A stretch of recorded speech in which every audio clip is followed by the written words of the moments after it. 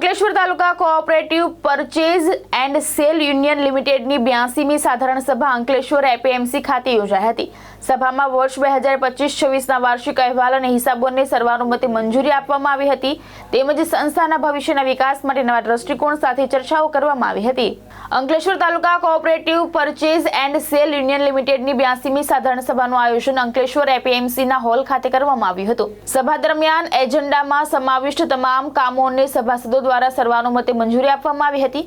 ત્યારબાદ વર્ષ 2025-26નો વાર્ષિક અહેવાલ તેમજ હિસાબો રજૂ કરવામાં આવ્યા હતા। આ પ્રસંગે ભરૂચ ડિસ્ટ્રિક્ટ બેંકના કન્સલ્ટન્ટ રજનીકાંત રાવલે યુનિયનની વિવિધ પ્રવૃત્તિઓનો ચિતાર રજૂ કરી ભવિષ્યના વિકાસ માટે મહત્વના સૂચનો આપ્યા હતા। અંકલેશ્વર તાલુકા સંઘની આજે સાધારણ સભાથી એમાં નફો અને નુકસાન દરેક વસ્તુની ચર્ચા થઈ અને સભાસદો મિત્રો હાજર રહ્યા એટલા એમનો આભાર માનું છું।